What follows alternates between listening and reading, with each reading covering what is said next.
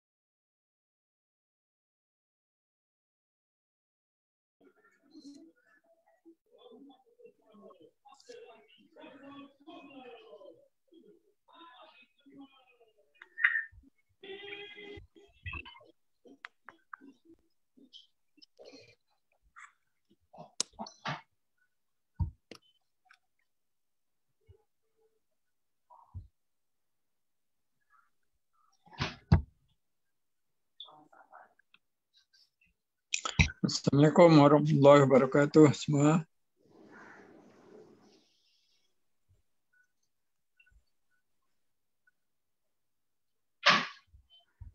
Waalaikumsalam warahmatullahi wabarakatuh.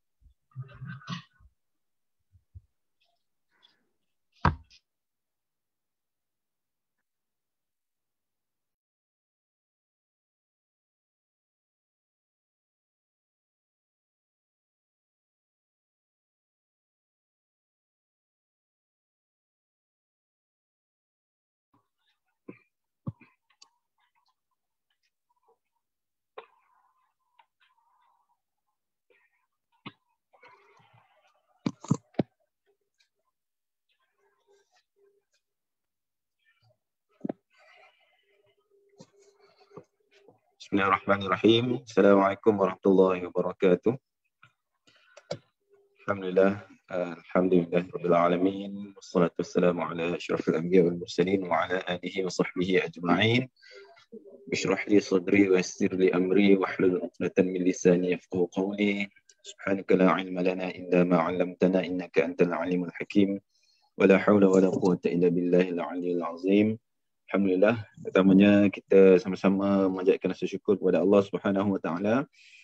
Alhamdulillah pada hari ini 13 Jun 2021 ya, bersamaan 2 Zulkaidah. Kita dapat sama-sama meneruskan lagi ya program kita di bawah pengajian Talaqi Berkitab ataupun nama online dia e-kitab. Setelah kita berehat bercuti selama lebih kurang sebulan ya.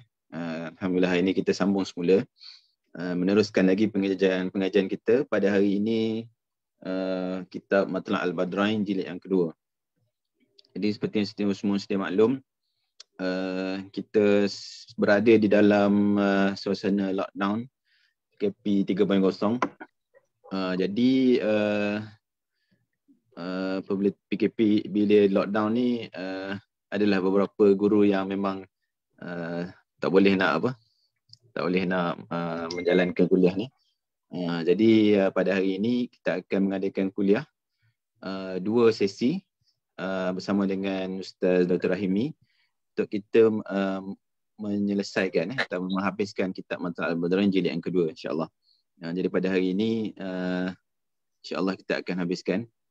Jadi untuk bulan-bulan yang akan datang nanti saya bincangkan dengan Ustaz insya-Allah.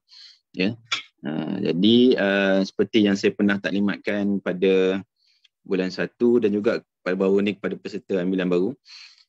InsyaAllah pada tahun hadapan, bermula tahun hadapan, kita akan buat satu sistem talaqi berkitab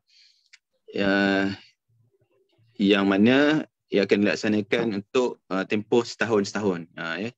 Jadi kalau kitab itu, kita akan cari yang bersesuaian untuk dihabiskan dalam tempoh setahun. Jadi pada tahun yang seterusnya, apabila kitab itu diulang semula, peserta baru dia boleh memula daripada awal. Jadi dia pun akan habiskan dalam tempoh setahun. Itu perancangan kita lah supaya perjalanan pengajian kita ni lebih smooth dan lebih cantik dan lebih baik dari sudut perjalanan silibus itu tu. Supaya semuanya boleh menamatkan kitab ini daripada kulit ke kulit lah, insyaAllah. Okay, jadi kitab yang kita dah jalankan ni, contoh macam Matlab Al-Badran jilid kedua ni, kita dah memula daripada tahun 2013. 2021 pun kita nak habiskan. Jadi kita teruskan, kita akan habiskan Kita akan habiskan mana kitab yang kita dah jalankan ni. InsyaAllah tahun ini saya target semua kitab boleh dihabiskan lah. Jadi mudah-mudahan tahun hadapan kita boleh buat sistem satu kitab satu tahun. Dan mungkin ada juga dia punya macam level-level. Kan, kalau kitab tu tebal kita pecahkan, macam itulah insyaAllah. Doakanlah semoga perjalanan mengajar kita baik. Baik, saya masuk ke?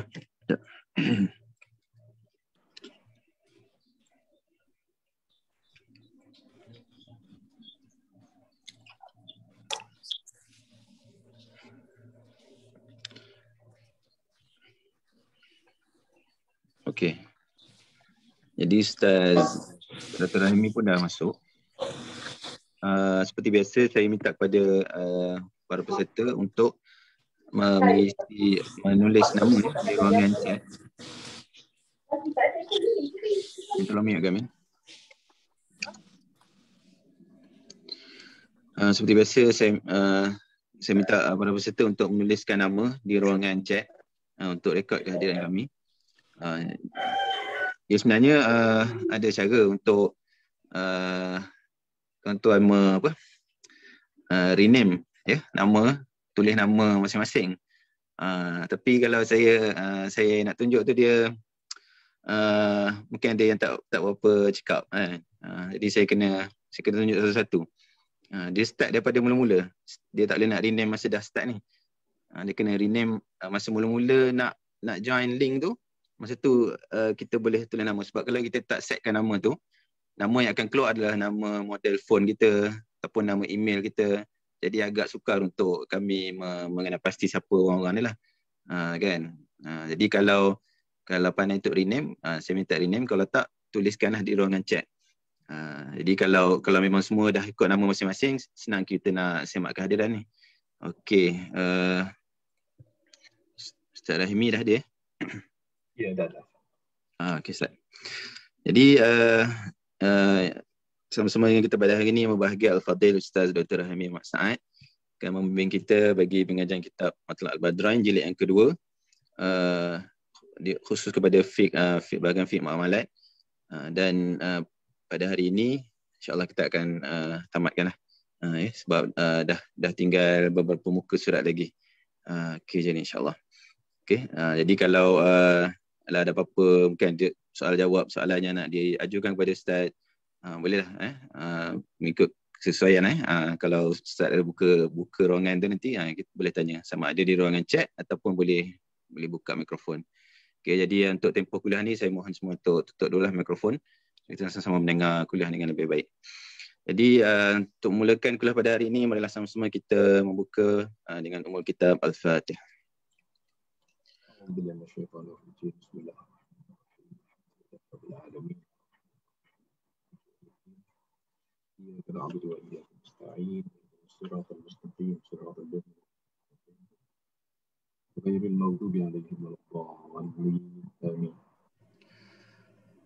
Jadi untuk itu saya menyerahkan majlis ini. Mempersilakan membahagia Al-Fadhil Ustaz Dr. Rahimi untuk meneruskan kuliah kita. Silakan Ustaz. Okay, terima kasih kepada Ustaz Wali. Assalamualaikum warahmatullahi taala wabarakatuh. Alhamdulillahirabbil alamin wa bihi nasta'in. Wassalatu wassalamu ala sayyidil mursalin wa ala alihi wa ashabihi ajma'in. Wa qala rabbi shrah li sadri wa yassir li amri wahlul 'uqdatam min lisani yafqahu qawli. Subhanaka la ilma lana illa ma 'allamtana innaka antal alimul hakim. Wa la hawla wa la quwwata illa billahil aliyyil azim. Amma ba'd. Muslimin muslimat yang dirahmati Allah sekalian, temannya alhamdulillah sama kita panjatkan syukur kepada Allah Subhanahu Wa Taala kerana kita diberikan kesempatan pada pagi ini, ya, walaupun dalam suasana PKP, tapi alhamdulillah kita diberikan ruang dan kesempatan untuk mengisi, ya, masa kita ini dengan majlis ilmu yang, ya, sama-sama kita harapkan dapat meningkatkan kefahaman kita sama-sama, untuk kita berusaha memahami bagaimana peraturan-peraturan syarak, ya, dalam kehidupan kita. Seperti yang disebutkan oleh Ustaz Wali tadi, maknanya kita berbincang tajuk fiqh, ya, tetapi fokus ataupun dengan cabang muamalat. Muamalat ni tuan-tuan, kalau kita lihat dari segi aspek bahasa, dia bermaksud urusan, ya, maknanya sebab muamalat ni mungkin kalau kita lihat dari segi perspektif fiqh, mungkin banyak orang melihatnya dari segi aspek urusan benda, ya, melibatkan urusan benda, harta dan sebagainya. Tapi sebenarnya muamalat ni juga berkait dengan akhlak juga, ya, termasuk dalam konsep muamalat. Itulah dalam kita berurusan dengan orang, ya, kita perlu melihat kepada panduan syarak yang berkait dengan akhlak ni tadi. Jadi sebab tu muamalat ni kita lihat dari segi perkataan terminologi itu dia ada dua maksud lah, sama ada maksud secara umum ataupun maksud secara khusus. Okey. Jadi tajuk yang terakhir yang sedang kita bincangkan ini tuan-tuan daripada kitab Matla'il Badrain ini adalah tajuk wadi'ah. Wadi'ah ni maksudnya bagaimana kita berurusan dengan satu pihak yang lain, sama ada apabila kita perlu kepada bantuan orang lain untuk menjaga sesuatu milik kita, ataupun orang lain yang perlukan bantuan daripada kita. Jadi kerana itu wadi'ah ini satu istilah yang mungkin bagi kita sangat kita familiar ni mungkin dalam urusan perbankan lah, ya, sebab kalau kita tengok kita pergi ke bank, ya, mana antara akaun yang ditawarkan kepada kita adalah akaun yang berkonsepkan wadi'ah. Maknanya kita ada duit yang kita nak simpan secara cash di rumah, mungkin kita bimbang dari segi keselamatan. Jadi kita pun pergilah dekat bank, kita letakkan sebagai satu wadi'ah. Tapi cuma bank pun tuan-tuan, ya, of course lah dia ada kos dia dan sebagainya. Jadi dalam kontrak itu kita ada perjanjian antara kita dengan bank, ya, supaya kita, mana pihak bank meminta supaya kita membenarkan mereka untuk menggunakan wang yang kita letakkan sebagai satu simpanan untuk pada mereka itu, yang mana mungkin mereka boleh gunakan untuk diberikan, ya, pembiayaan kepada pihak lain ataupun bank gunakan untuk tujuan mengembangkan lagi sebagai menanggung kos mereka membantu kita menyimpan jumlah wang berkenaan, ya. Tetapi bank juga bersetuju bahawa bila-bila masa kita nak, kita boleh ambil balik duit kita itu tadi. Jadi itu konsep wadi'ah yang yang kita biasa mendengar, ya, dari segi praktis dalam bidang keuangan Islam. Tetapi kalau kita pergi letak bag, ya, dulu kalau kita pergi stesen bas, kita pergi ke airport ataupun kita pergi ke Mekah, Madinah, kita biasa tengok, ya, kaunter ataupun perkhidmatan untuk simpan barang. Itu juga konsep dia adalah konsep wadi'ah, ya, dalam dari segi istilah, ya, dari segi fiqhnya. Jadi yang kita bincangkan di sini ialah, ya, bagaimana apabila kita nak minta satu pihak yang lain ataupun ada pihak yang lain minta kepada kita, ya, untuk menjaga, ya, keselamatan barang mereka. Okey, baik. Pada pagi ini, tuan-tuan, kita akan sambung kepada perkara yang 1105, ya, perkara yang ke-1105. Ya, tuan-tuan yang ada kitab, kalau yang dia punya version sama dengan saya di kitab yang diterbitkan oleh MAIS ini, Ketua Jabatan Mufti Negeri Selangor ni, muka surat 65 tuan-tuan ya, daripada jilid yang kedua ni. Okey. Jadi pada pagi ni yang kita nak sambung ni tuan-tuan, iaitulah perbincangan mengenai bagaimana kita memindahkan ataupun sekiranya tempat simpanan barang itu dipindahkan. Okey. Jadi pada perkara ini disebutkan dia kata memindahkan barang ya, qala al-muallif rahimahullah wa nafa'ana bi'ulumihi fid darain. Okey. Dia kata memindahkan barang wadi'ah dari satu tempat ke satu tempat yang lain, atau satu kampung ke satu kampung yang lain di mana tempat simpanannya kurang, yakni kurang baik daripada sebelumnya, maka wajiblah dhaman. Walaupun tempat simpanan itu merupakan tempat simpanan seumpamanya, yakni tempat simpanan yang layak dengannya mengikut pendapat yang muktamad. Ini adalah di antara sebab-sebab yang timbul dan menyebabkan dhaman. Okey, jadi macam ni. Tuan-tuan ya, katakanlah okey, ada orang datang minta bantuan kita untuk simpan barang dia.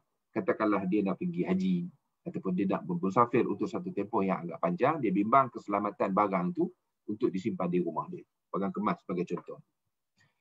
Jadi, bila dia bawa datang barang itu kepada kita, maka satu perkara yang perlu untuk kita faham tentang perkara ini. Sebab yang ini ni kalau kita tengok, bercakap tentang dhaman ni maksudnya apa tuan-tuan? Jaminan.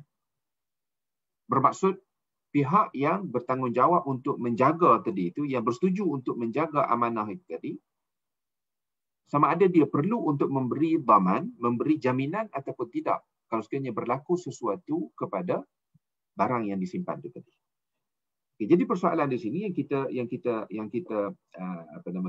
timbul ialah, maknanya apabila kita pindahkan daripada satu tempat ke satu tempat yang lain, kenapa pula orang yang memegang simpanan ini tadi, yang memegang amanah ini perlu bertanggungjawab ataupun perlu memberikan jaminan? Okey, perkara asas secara logiknya ialah tuan-tuan, seseorang yang datang kepada kita untuk minta kita simpan itu sudah tentu salah satu pertimbangan dia ialah keselamatan. Jadi maknanya kenapa dia sebelum dia bermusafir tadi itu dia sanggup, katakanlah kita kata barang kemas lah, dia ambil barang kemas dia, datang berjumpa dengan kita. Maka secara logiknya pertimbangan dia adalah apa? Dia merasakan bahawa kita boleh menjaga keselamatan barang dia. Kerana dia tengok rumah kita pun mungkin dari segi aspek keselamatannya, rumah kita biasa ada grill, rumah kita mungkin dalam kawasan taman yang kita katakan ada security dan sebagainya. Jadi atas pertimbangan itulah secara logiknya dia memilih kita untuk menjaga keselamatan barang dia. Okay? Jadi kerana itulah dia kata di sini, maka memindahkan barang wadi'ah daripada satu tempat ke satu tempat yang lain. Maksudnya dia datang hantar rumah kita yang kita duduk sekarang, kemudian kita nak pindahkan barang itu, katakanlah selepas daripada dia dah tinggalkan 1-2 hari lagi, kita pun ambil itu pergi letak rumah kita yang lain. Mungkin kita ada rumah yang kedua dan sebagainya. Ataupun satu kampung ke satu kampung yang lain. Jadi rumah tu mungkin dalam kawasan sama yang pertama tadi, ataupun yang keduanya kita duduk di satu kampung, kita bawa pindah ke tempat ataupun ke kampung yang lain di mana tempat simpanannya, yang mana dia kata tempat simpanan yang baru itu kurang, yakni baik daripada sebelumnya. Jadi maksudnya kalau dah kita kata rumah tempat kita simpan awal ni, rumah tu ada grill. Tapi rumah baru yang kita bawa pergi itu tak ada grill. Rumah tempat kita simpan sekarang yang mana pemilik barang tu bawa datang hantar kat kita tu rumah yang kawasan taman yang ada security. Tapi kita pindah pergi letak di tempat baru tu tak ada security.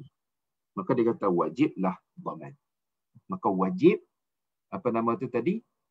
orang yang menyimpan itu untuk memberikan dhaman, jaminan. Jadi maksudnya jaminan itu bermaksud kalau berlaku something yang menyebabkan mudarat kepada barang yang disimpan tadi itu, maka dia bertanggungjawab.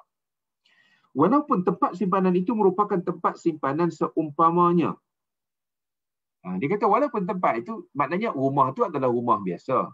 Kita kata rumah itu adalah rumah taman, teres macam biasa, sama macam rumah sebelum ni. Lepas tu di rumah tu pun mungkin ada safety box contohnya kita kata. Tapi cuma yang dia kata kurang tadi tu ada elemen kurang lah, macam dia dalam rumah ada peti besi tapi grill tak ada di luar. Okey. Jadi maksudnya dia kata walaupun tempat simpanan itu seumpamanya yakni tempat simpanan yang layak dengannya mengikut pendapat yang muktamad. Jadi dia kata mengikut pendapat muktamad ni maksudnya apa tuan-tuan? Muktamad di dalam mazhab kita. Di dalam mazhab kita ni maksudnya apa? Dia nak sebut di sini ada khilaf. Ada khilaf, tetapi dia kata pendapat yang muktamad di dalam mazhab, pemegang wadi'ah ni tadi maksudnya yang menjaga tadi itu dia mesti bertanggungjawab apabila dia pindahkan. Okey, dia pindahkan ke satu tempat yang dari segi aspek keselamatannya itu ada kekurangan. Ya, kurang daripada tempat asal yang disimpan. Okey, walaupun dia kata tempat simpanan itu adalah seumpama, dia panggil mithil. Dulu rumah asal, tempat simpanan asal pun disimpan dalam safety box ataupun dalam peti besi. Dibawa ke rumah baru itu pun disimpan dalam peti besi. Cumanya rumah baru ni tak ada grill. Ataupun rumah baru ni ada grill tapi tak ada security. Yang rumah asal dulu simpan dalam box juga, safety box juga, peti besi juga tapi ada kesalahan. Jadi maknanya dia kata dalam qaul yang mu'tamad, pendapat yang mu'tamad, maka pemegang wadi'ah ini wajib untuk memberi dhaman. Sebab apa dia kata? Ini adalah di antara sebab yang timbul. Maknanya dia kata apa? Sebab perpindahan itu, sebab yang timbul itu maksud sebab yang baru. Okey? Sebab yang baru. Kalau dulu, ketika mana pemilik barang itu datang, berjumpa dengan kita, dia, maknanya kita sebut tadi, logiknya pertimbangan dia tahu bahawa orang yang dia nak berikan amanah ini boleh menjaga keselamatan barang dia dengan baik. Jadi sebab tu dia datang berjumpa dengan kita, jadi maknanya dia pun tahu kita akan simpan barang dia itu dengan baik. Jadi kerana itulah, kalau berlaku sesuatu di tempat yang pertama tadi, kita tidak diwajibkan dhaman. Sebab pemilik tadi pun dah datang, maknanya kau dah pilih aku kenapa? Sebab kau dah ada keyakinan bahawa aku mampu menjaga dengan baik. Dan aku dah cuba menjaga dengan baik, jadi dia kata apa? Jadi sebab itulah pada ketika itu tidak diwajibkan dhaman. Namun sekarang apa yang berlaku ialah dia dah pindah. Jadi perpindahan itulah yang menyebabkan kepada perlunya dhaman ataupun jaminan. Tetapi dia kata jika bersamaan di antara kedua-duanya ataupun tempat pemindahan itu terlebih baik daripada tempat sebelumnya, maka tidaklah wajib dhaman. Jadi kalaulah perpindahan tempat simpan itu berlaku dengan keadaan kedua-dua tempat itu sama. Tempat asalnya ada security, tempat yang baru pun ada security, tempat asalnya ada grill, tempat yang baru pun ada grill, tempat asal simpan dalam peti besi, tempat yang baru pun simpan dalam peti besi. Maka dia kata kalau sama, maka tidaklah diwajibkan dhaman. Kalau sekiranya berlaku sesuatu masalah. Ataupun dia kata kalau tempat yang baru tu lebih baik. Di tempat yang katakanlah tempat asal, pemilik barang tu datang, minta tolong simpan. Rumah tu mungkin tak ada peti besi. Dia pindah ke tempat yang baru, yang lebih baik, yang ada peti besi, dia boleh simpan. Jadi maksudnya keselamatan tu lebih baik. Tiba-tiba katakanlah berlaku satu masalah, maka tidak diwajibkan dhaman ke atas dia. Dan dia sudah berusaha untuk melakukan yang terbaik bagi menjaga keselamatan barang yang disimpan tersebut. Maka dia kata di situlah tidaklah wajib dhaman. Okey. Itu berkait dengan apa? Pemindahan tempat simpanan. Okay, kemudian yang seterusnya, 1106 yang berkait dengan mengabaikan pemeliharaan. Maksudnya dia mengabaikan tanggungjawab untuk menjaga dengan baik. Okay. Mengabaikan dan tidak menolak perkara-perkara yang boleh merosakkan barang wadiah, sedangkan dia berkuasa untuk melakukannya mengikut adat, maka wajiblah dhaman. Okey. Mengabaikan dan tidak menolak perkara yang boleh merosakkan barang wadiah. Jadi maksudnya ketika mana dia menerima amanah itu untuk menjaga, tiba-tiba kita katakan barang yang dijaga tadi itu mungkin terdedah kepada bahaya. Okey, terdedah kepada bahaya. Bahaya yang boleh merosakkan. Dan dia pula biarkan begitu saja. Dia biarkan begitu saja. Maknanya dia kata sini mengabaikan dan tidak menolak. Okay, contohnya kita katakan, ya, bila dia minta terus jaga kambing. Okay, menjaga kambing. Okay, dia pun ambillah pergi letak dalam, kita kata mungkin di tempat dia, rumah dia nak jaga kambing orang ni. Mungkin dia ada kandang yang ni dan sebagainya. Okay, katakanlah mungkin ada binatang-binatang buas, ya, anjing, apakah dan sebagainya datang mengganggu. Apa nama tu, kambing yang dia jaga ni tadi, yang milik orang tadi. Okey. Jadi apa kita kata dia dah letak, mungkin kalau mengabaikan ni maksudnya apa? Dia ambil balik pakai letak, lepas biar macam tu saja. Itu abailah. Ataupun dia kata apa? Menolak perkara yang boleh merosakkan. Okey, dia tahu dia letak dalam kawasan ni, tapi dia tahu kata ada gangguan daripada binatang buas ni, dia pun tak ambil apa-apa tindakan. Biar macam tu saja. Ya. Dia tahu kata rumah dia kalau malam ada anjing liar datang yang boleh mengganggu kambing-kambing ini dan sebagainya. Jadi dia tak ambil apa-apa langkah penjagaan ataupun kita kata langkah untuk mengelakkan gangguan ni tadi. Maka dia kata itu dianggap termasuk dalam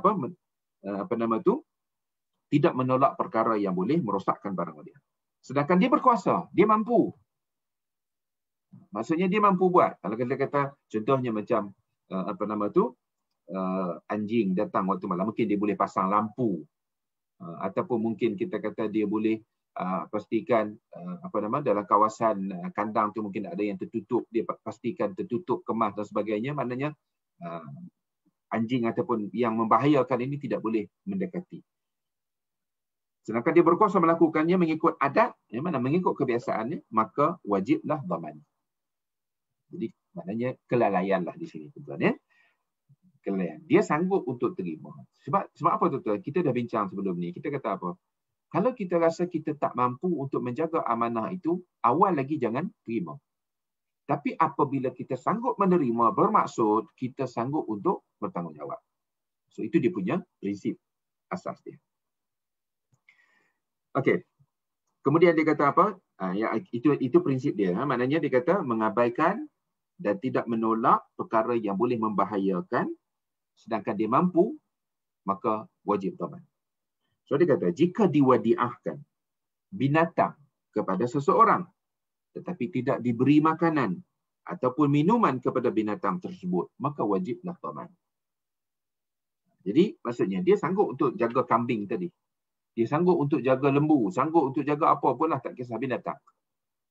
Tetapi dalam keadaan sanggup tadi itu, dia tidak memberi makan ataupun tidak memenuhi keperluan binatang tadi.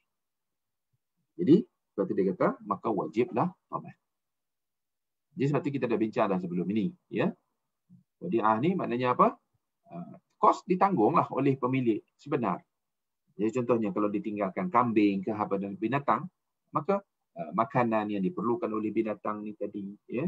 Ataupun kalau kita dah bincang dulu, kalau tempat penjagaan itu pemegang wadiah ni tadi dia tak boleh sediakan, maka kalau pemilik tadi sedia, contohnya kita kata jaga kambing, kawan ni kata aku tak boleh jaga sebab aku tak ada kandang, tapi kalau kau boleh buat kandang, aku boleh tolong jaga. Jadi pemilik tadi itu wajib untuk menyediakan kemudahan itu kalau sekiranya dia nak memberi kepercayaan kepada orang ni untuk menjaga. So dia kata maknanya kalau dia sanggup menerima binatang untuk dijaga, maka dia berkewajipan untuk memberi makan minum binatang tersebut. Tapi dia kata bezanya apa? Dia kata jika tuannya menegah daripada memberi makan kepada binatangnya, maka tidaklah wajib dhaman. Okey? Jadi maknanya dia kata kalau sekiranya pemilik kepada binatang tadi, dia kata engkau tolong jaga tapi jangan bagi makan. Okey? Jangan bagi makan. Mana dia yang buat syarat begitu, maka pada waktu itu barulah tidak diwajibkan dhaman ke atas penjaga amanah ataupun pemegang wadiah itu. Jika tuannya membekalkan makanannya, hendaklah diberi makanan dengan makanan tersebut. Ini dia pergi kepada dia lah, ya. Benda-benda yang kita boleh faham lah. Maksudnya kalau dia kata, okey, contohnya kita kata jaga ikan. Ya, dia kata ikan ni boleh makan makanan ni saja. Ataupun dia kata jaga macam kambing tadi. Kambing ni boleh makan makanan ni saja.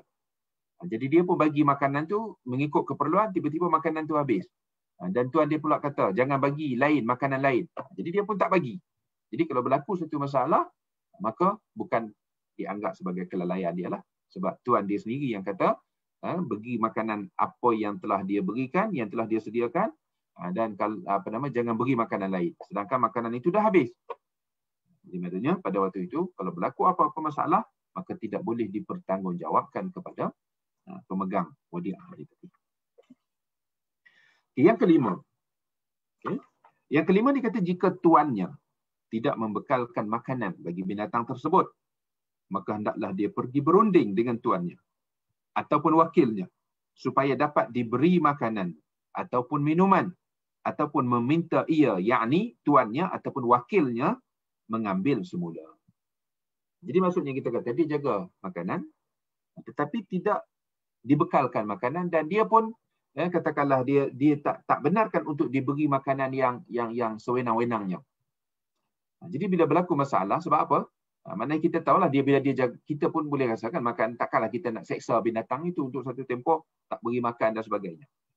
Maka dia kata sebab itu pemegang wadiah ni tadi dia perlu berunding dengan pemilik dia ataupun tuannya itu ataupun wakil dia supaya dapat diberi makanan ataupun minuman. Dan meminta ataupun dia kata maknanya kalaulah sekiranya pemilik sebenar tadi tak nak sediakan makanan juga seperti mana yang dia minta, sedangkan dia tahu binatang-binatang yang dia jaga tadi itu dalam keadaan yang kebuluran, apa dan sebagainya. Jadi dia kena pergi minta kepada tuan sebenar tadi itu ataupun kepada wakil dia sediakan makanan ataupun datang beri makan. Ataupun kalau tak nak juga, maka dia kata pilihan yang dia ada ialah meminta mengambil semula. Sebab apa tuan-tuan? Ialah sebab kita dengan binatang kita juga ada tanggungjawab. Jadi maksudnya apa? Sebab kalau kita tak bagi makan, sedangkan pemilik dia pun tak nak bagi ataupun tak nak sediakan juga makanan yang diperlukan, maka kalau binatang itu mati tuan-tuan, maka kita kena ingat kita sebagai manusia juga ada perkaitan dosa pahala dengan binatang. Sebab kalau kita lihat dalam hadis yang jelas menceritakan bagaimana di padang mahsyar apabila dibangkitkan manusia, maka binatang juga dibangkitkan.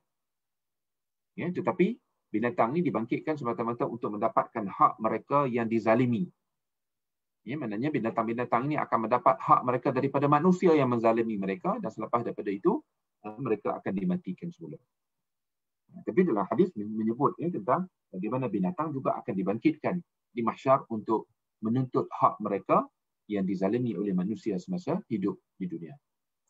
Jadi kerana itulah tuan-tuan, maknanya macam tadilah bila kita jaga binatang, tiba-tiba binatang ini dalam keadaan kita katakan tidak disediakan makanan, pemilik dia pun tak nak sediakan, kita boleh pergi minta. Kalau dia tak nak sediakan juga, sebab kalau kita perlu menyediakan, bermaksud kita mengeluarkan kos kita. Sedangkan dalam wadiah ni tuan-tuan, dia adalah satu transaksi yang bukan bersifat keuntungan. Wadiah ni adalah satu akad ataupun satu kontrak yang bersifat pilihan, optional. Jadi dia tidak bersifat mulzim. Jadi contohnya kita katakan, walaupun pada peringkat awal, dia mulzim ni maksudnya apa tuan-tuan? Kita dah bincang sebelum ni, akad mulzim ini kita terikat. Kita terikat. Jadi maknanya mesti melaksanakan tuntutan kontrak tersebut. Itu dipanggil akad mulzim. Tetapi kalau akad wadiah ni dia bersifat tabarru' ataupun maknanya orang yang sanggup menjaga tadi itu dia tabarru'. Maksudnya dia secara secara hakikatnya bersetuju untuk buat satu benda yang baik kepada pemilik barang asal ini tadi. Macam kita kata apa? Kawan kita nak pergi ke Mekah ataupun nak bermusafir contohnya untuk satu tempoh yang panjang. Jadi dia bimbang keselamatan barang dia, maka dia datang jumpa dengan kita. Jadi kesanggupan kita menerima itu hanyalah sebagai satu bentuk apa? Keinginan untuk membantu dia. Bukan kerana kita nak ambil keuntungan. Kita apa, kau boleh simpan barang ni kat aku tapi aku charge RM50 sebulan. Itu dia dah jadi ijarah, tuan-tuan. Dia jadi kontrak ijarah. Akad itu adalah sewa. Maksudnya menyediakan perkhidmatan untuk menjaga keselamatan barang dia. Tapi wadi'ah ini, tuan-tuan, ini adalah satu akad yang bersifat tabarru'. Maknanya dia sanggup, itu bermaksud dia ingin untuk membantu. Jadi kerana itulah tadi, maksudnya apabila ada orang datang jumpa dengan kita minta tolong jaga binatang dia. Jadi maknanya apa? Kita sanggup untuk buat kebaikan. Jadi sebab itulah kita kata kenapa dalam tempoh simpanan itu, maka pemilik sebenar tadi yang perlu menyediakan kos. Macam makan, kalau jaga binatang dan sebagainya. Tiba-tiba sekarang ni, pemilik pula tak nak sediakan. Jadi kalau tak nak sediakan, maka pemegang wadi'ah ni lah yang perlu melakukan sesuatu. Kerana apa? Kerana kebajikan binatang itu tadi. Jadi maknanya kalau dah pergi berjumpa, berunding dengan pemilik asal, dengan tuan asal, dia tak nak terima, maka pemegang wadi'ah ni tadi boleh pulangkan semula. Maknanya apa, tuan-tuan? Sebab kalau dia masih meneruskan dalam keadaan berkeras, dia pun tak nak sediakan makanan kepada binatang itu yang berkemungkinan boleh menyebabkan binatang itu mati dalam bawah jagaan dia, maka dia juga mungkin akan terpalit dengan dosa. Jadi yang terbaik adalah apa? Pulangkan semula. So di sinilah dia kata di sini, maknanya dia boleh berunding dengan tuan ataupun dengan wakilnya supaya dapat diberi makanan atau minuman atau meminta ia, yakni tuannya atau wakilnya untuk mengambil semula. Kalau tak nak bagi makanan pun tak nak sediakan, tak nak bagi, sila ambil balik.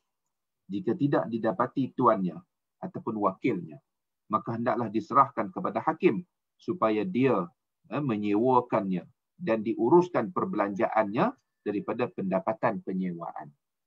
Okay, jadi sekarang ni, tuan-tuan, maknanya kalaulah kita katakan pergi cuba nak cari balik tuan dia, tak berjumpa, tak boleh nak kontak.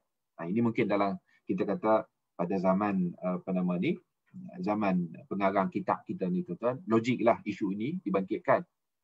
Maknanya tak boleh nak, katakanlah orang tu nak bermusafir, katakanlah dia nak pergi haji ke, zaman dulu, tuan-tuan, pergi haji, mungkin naik kapal apa dan sebagainya, tempoh yang sangat lama.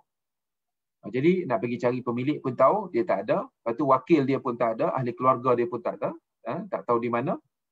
Maka dia kata, mana kalau kita tak mampu, maknanya tak dapat nak berhubung dengan tuan ataupun wakil, maka dia kata apa yang perlu ialah kita kena pergi berjumpa dengan hakim. Maksudnya dengan pihak berkuasa lah. Dan pihak berkuasa pula, dia boleh mengambil binatang itu untuk disewakan. Itu kalau sekiranya apa, tuan-tuan? Maknanya kalau binatang itu boleh disewakan. Contohnya macam kita kata kambing. Tak tahulah kambing ni sewa untuk apa. Kalau lembu contohnya, tuan-tuan, kalau lembu boleh disewakan untuk bekerja di ladang sebagai contohnya pada waktu itu. Mana boleh digunakan untuk mendapat hasil. Tapi bukan dengan jual. Sebab jual ni, tuan-tuan, jual ini bermaksud kita telah memindahkan milik. Jadi sebab itu tak bolehlah, sebab kita tidak sebab binatang tadi itu bukan milik pemegang wadi'ah. Bukan milik pemegang wadi'ah. Dan dia juga bukan dalam bentuk kita katakan dalam bentuk ar-rahnu, gadaian. Kalau gadaian itu, tuan-tuan, katakanlah sampai satu tempoh lembu itu dijadikan sebagai gadaian, jadi kepada hutang.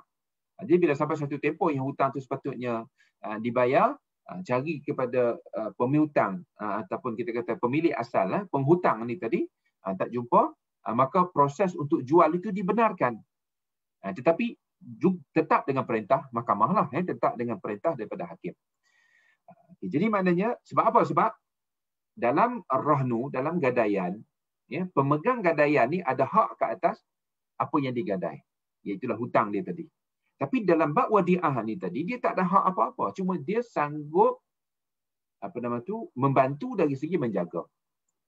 Jadi sebab itulah bila dalam keadaan kita kata tadi itu, keselamatan dan kebajikan barang yang disimpan ni tadi, yang diwadi'ahkan itu, maka apa yang boleh dilakukan hatta oleh hakim sekalipun, ataupun disebut di sini hakim ni dalam konteks kita hari ini ni, tuan-tuan, maksudnya perintah mahkamah lah. Jadi maknanya hakim dia tidak boleh jual. Okey, dia tidak boleh jual, tapi dia boleh buat sesuatu yang mana perkara yang ataupun benda yang diwadiahkan itu tadi boleh mendatangkan hasil untuk tanggung dia punya maintenance cost itu tadi. Sebab tu dia kata di sini, hendaklah diserahkan kepada hakim supaya dia menyewakannya dan diuruskan perbelanjaannya daripada pendapatan penyewaan tersebut. Okay. Tapi kalau tak boleh juga. Jadi maksudnya contohnya katakanlah binatang itu bukan binatang yang jenis boleh disewa. Maka apa yang boleh dibuat? Kalau kita tengok dalam perbahasan yang lebih panjang, pendapat ulama mengatakan boleh diambil kos daripada Baitul Mal. Ya, kos daripada Baitul Mal untuk menjaga keperluan binatang ini tadi. Ya, untuk menjaga keperluan. Sebab kalau dibiarkan, dia mungkin boleh membawa kepada mati. Ya, boleh membawa kepada mati, kemudaratan. Jadi maksudnya boleh diambil daripada Baitul Mal, ataupun juga pendapat yang lainnya ialah diambil dikatakan boleh dikeluarkan oleh pemegang wadiah ni terlebih dahulu, dan kemudian bila datang pemilik sebenar pada waktu yang telah dipersetujui tadi, bila nak ambil balik, kos itu di-charge kepada pemilik ini tadi. Ataupun kalau pemegang wadiah ni tak sanggup ambil duit daripada Baitul Mal, maka bila pemilik asal datang nak ambil, maka dia yang akan memulangkan daripada Baitul Mal.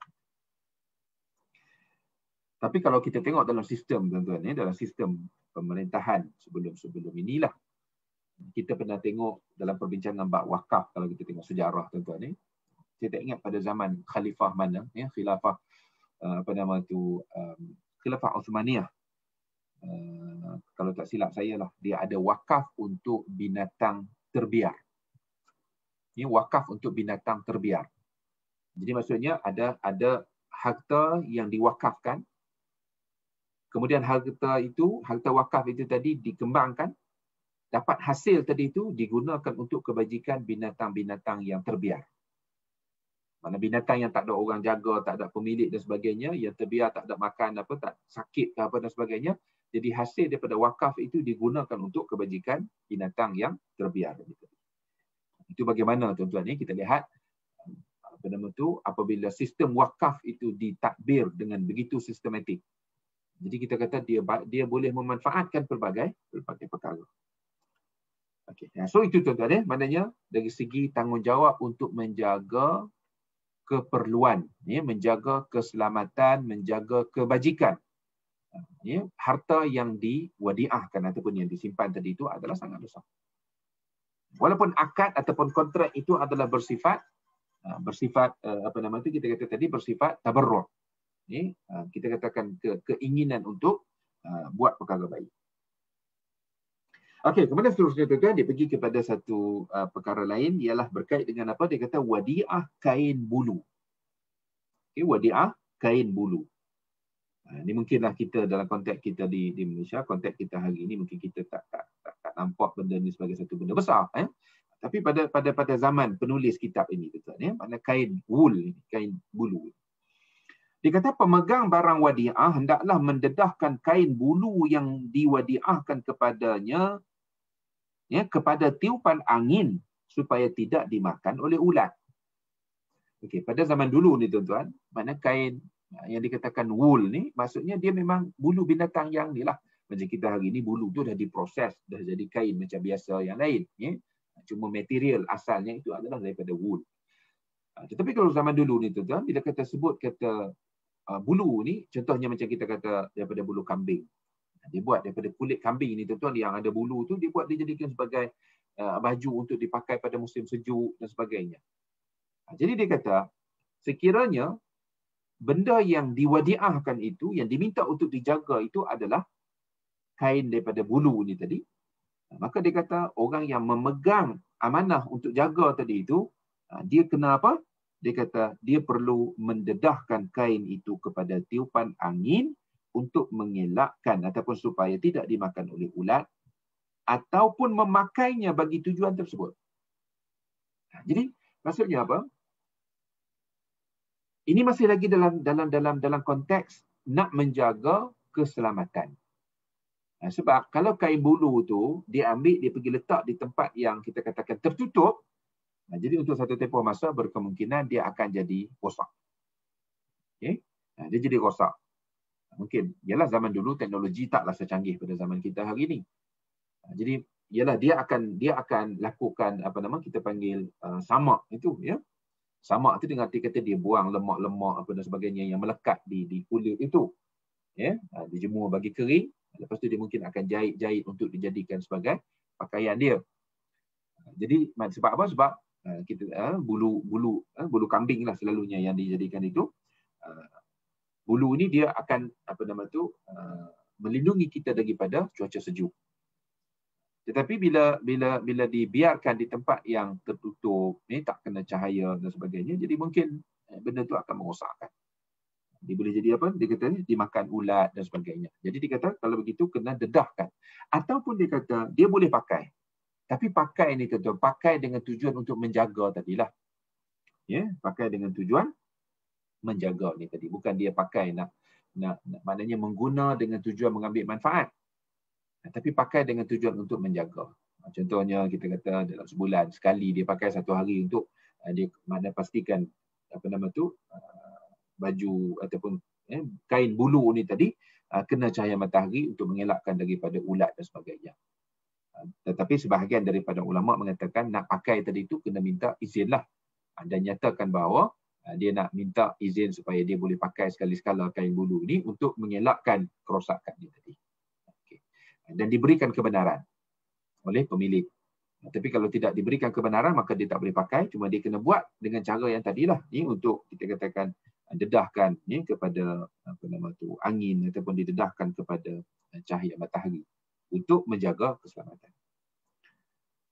Kemudian seterusnya dia kata enggan untuk memelihara, yakni menjaga wadiah yang disuruhkan dia dan diterimanya dan menyebabkannya rosak, maka wajiblah dhaman. Jadi apa tuan-tuan?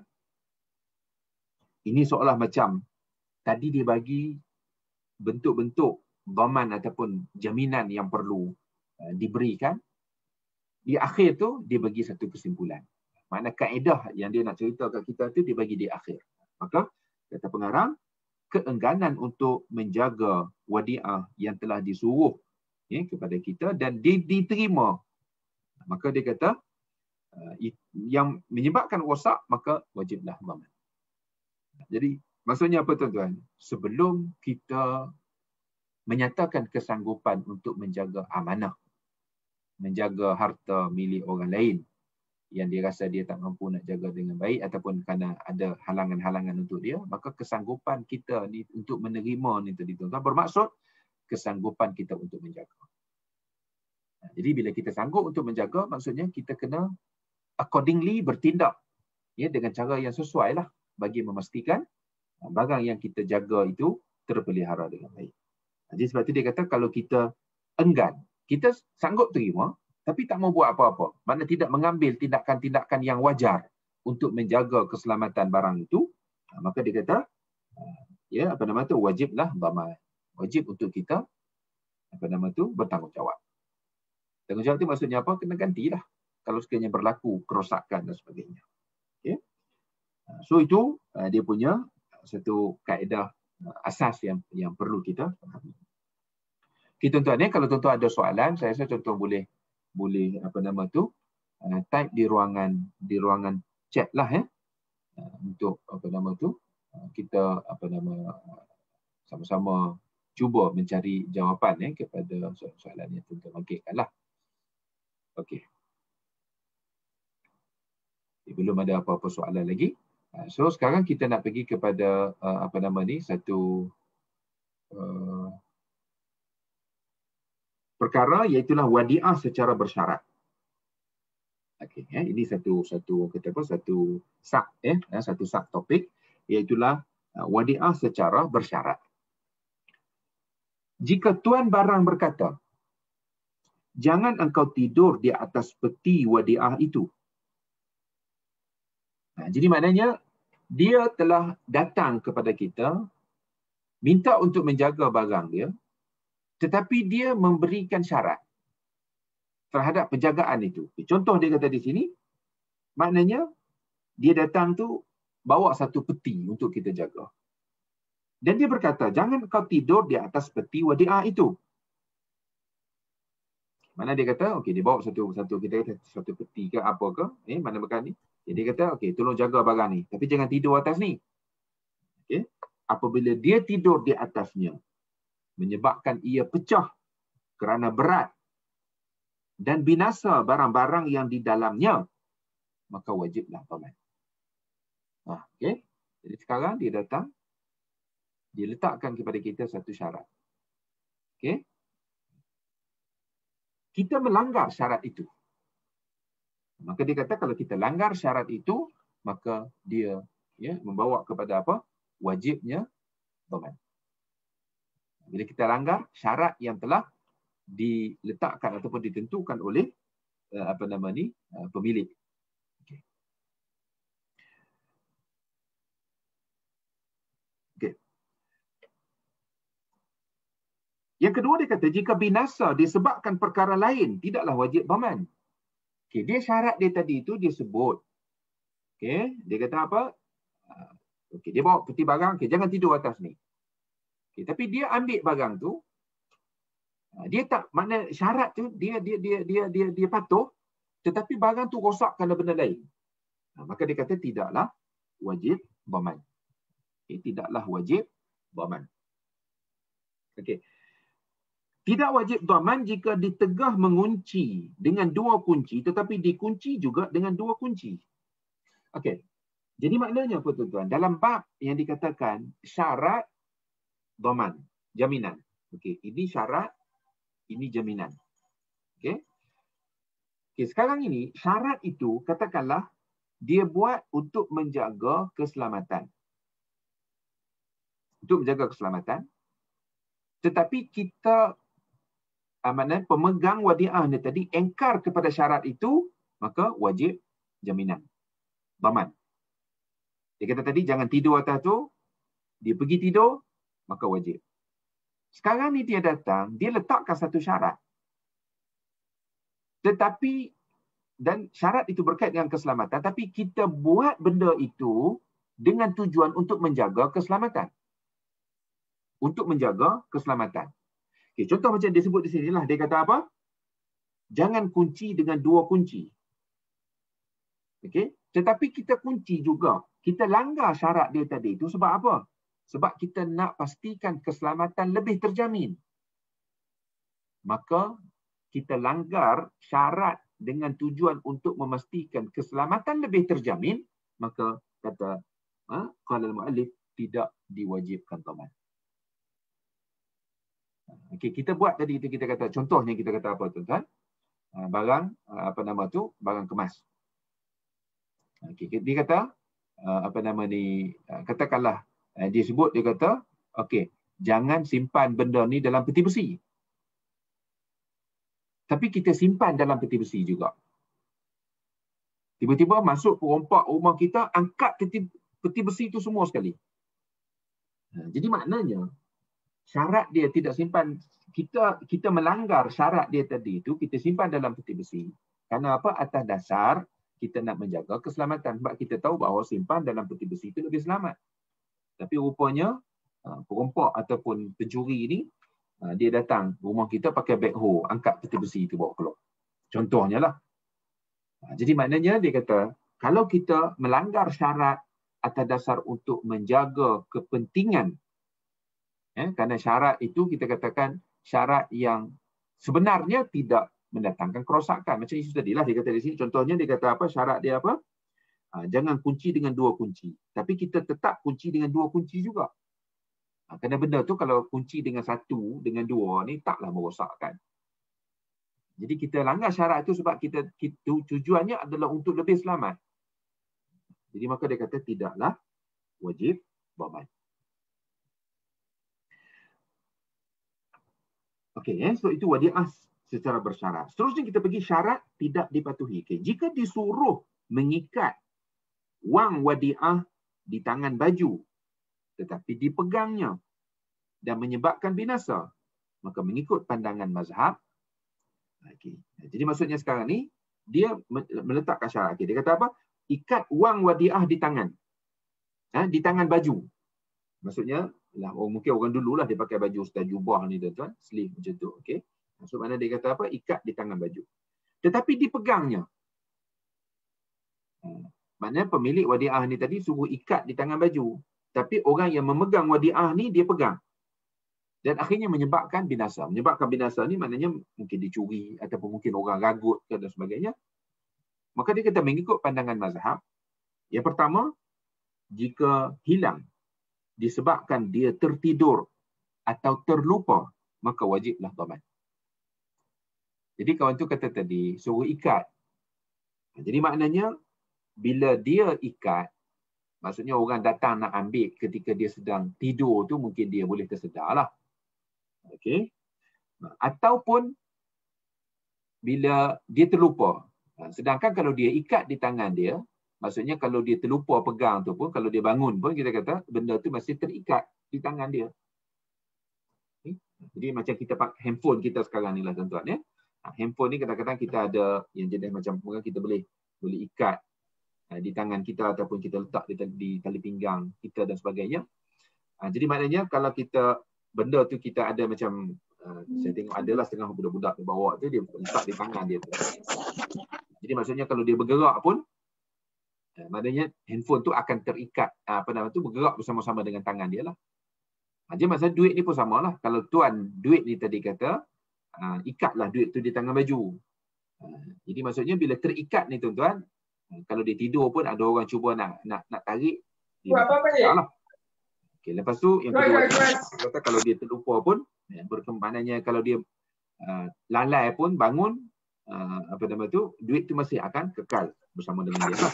Sebab tu dia kata kalau dia buat syarat itu tidak dipatuhi oleh pemegang wadiah, maka dia kata wajiblah dhaman.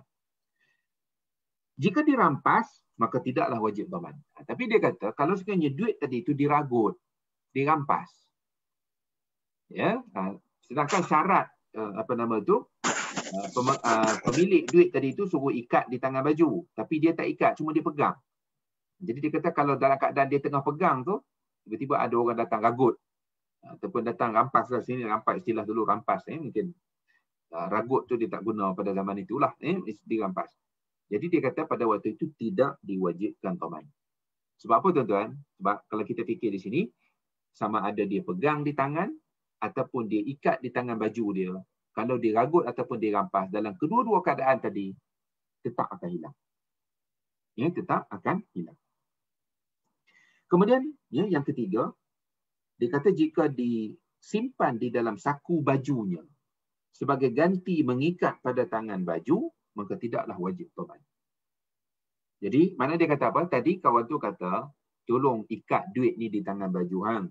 Contohnya, dia kata ni, supaya lagi kalau pergi ke kedai pun tak adalah terlupa, tertinggal. Ya? Ataupun kalau hang tidur pun, tak adalah orang datang boleh ambil. Maknanya boleh dengan mudah ambil macam tu saja. Jadi, ikatlah di tangan baju. Tapi dia mengambil keputusan, tak nak ikat tangan baju tapi letak dalam poket. Maka dari segi prinsipnya tuan-tuan, letak dalam poket itu sudah tentulah lebih selamat. Ya, lebih selamat apatah lagi poket tu ada zip dan sebagainya. Maka dia kata jika disimpan dalam saku bajunya sebagai ganti mengikat pada tangan baju, maka tidaklah wajib dhaman. Dia dah letak dalam poket baju dia dah. Tiba-tiba dia kena penyelup saku. Ya, penyelup saku. Macam dululah tuan-tuan pergi ke Mekah dan sebagainya. Ramai orang yang kena letak dalam dalam dia punya pouch di pinggang atau letak dalam poket jubah sekalipun, ya, berjaya dicurilah oleh penyelup saku ni tadi. Jadi maknanya tuan-tuan, dalam contoh yang disebutkan di sini, contoh pemilik duit tadi suruh ikat di tangan baju, okey, tetapi dia pegang. Ataupun yang keduanya dia kata dia tak pegang tapi dia letak dalam poket. Tuan-tuan, penjelasan ataupun perbincangan di sini, maka tuan-tuan dia memberikan satu kefahaman kepada kita tentang kaedah bagaimana kebertanggungjawaban, accountability pemegang wadiah ini terhadap harta yang dia jaga itu. Okay, jadi sebab tu dia kata dalam perkara kedua ni tuan-tuan, kita begini sebelum kita buat satu kesimpulan. Dia kata jika disuruh menyimpan di dalam saku tetapi diikat di tangan baju, maka wajiblah dhaman. Okey. Jadi mana apa tuan? Sebab tu dia dan penjelasan dia di bawah tu dia kata apa? Kerana di dalam saku lebih baik dan lebih munasabah dan selamat. Okey, dia macam ni. Maknanya dalam situasi sama ada pemegang wadiah ini perlu dhaman, maksudnya perlu menjamin keselamatan barang yang dia jaga ni tadi, maka dari segi syarat, dari segi berkait dengan isu syarat ni, sebab kita daripada 1109 ni kita bincang tentang apabila pemilik wadiah ni tadi datang berjumpa dengan orang yang dia nak minta supaya jaga barang dia ni tadi, dia berikan syarat. Maka dia kata, syarat ini adalah sesuatu yang mesti dipatuhi apabila pemegang wadiah telah bersetuju dengannya. Contoh kita kata tadilah, hang tolonglah jaga duit aku 30,000 cash ni kerana aku nak pergi Mekah, ataupun aku nak pergi business trip 3 bulan. Jadi cash ni nak simpan di rumah pun takut hilang. Tapi aku minta kau tolong simpan duit ni dalam peti besi. So maknanya itu bersyaratlah tuan-tuan. Jadi bermakna apabila pemegang wadiah ni tadi, okey tak apalah, aku tolong dan aku akan simpan dalam peti besi. Jadi maknanya bila dia bersetuju untuk menerima dengan syarat yang telah ditentukan oleh pemilik, bermaksud dia bertanggungjawab untuk memenuhi syarat itu. Mematuhi syarat yang ditetapkan. Kalau dia tak mampu nak mematuhi syarat itu, maka at the first place dia jangan setuju untuk terima. Itu saja prinsip dia. Itu saja prinsip dia. Jadi sebab itulah tuan-tuan, dalam urusan muamalat ini kena clear. Kita jangan terima sesuatu atas dasar malu muka. Istilah orang kita panggil lah. Maknanya kita rasa macam segan lah kawan kita minta tolong, takkan kita tak mau tolong. Padahal kita tak mampu nak memenuhi permintaan dia. Ataupun kita mungkin tak berkemampuan untuk nak menjaga sepenuhnya keselamatan barang dia. Contohnya kawan kita datang minta tolong jaga kereta dia. Sedangkan kita tahu anak cucu kita mungkin yang jenis tak boleh tengok kereta. Jadi kita tahu bahawa kalau kita setuju bermaksud kita mendedahkan barang yang nak dijaga itu kepada risiko. Maka daripada peringkat awal lagi betul terang. Okey, aku minta maaf lah, aku tak boleh tolong. Selesai masalah kita. Tapi kita sekarang, kita tahu kita tak boleh bantu, tapi kita atas dasar mungkinlah segan ke apa dan sebagainya, kita sanggup je. Jadi tuan-tuan, itu adalah apa? Kesilapan kita. Okay, so sebab tu di sini dia kata, maknanya apabila seseorang pemilik barang datang berjumpa dengan kita, minta bantuan kita untuk jaga barang dia untuk satu tempoh, maka bila dia meletakkan syarat, jadi bila kita bersetuju dengan syarat itu, maka kita mesti patuh. Kalau kita tak patuh syarat itu, kita kena bertanggungjawab. Maksudnya kalau dia rosak, kalau dia hilang, kita kena ganti.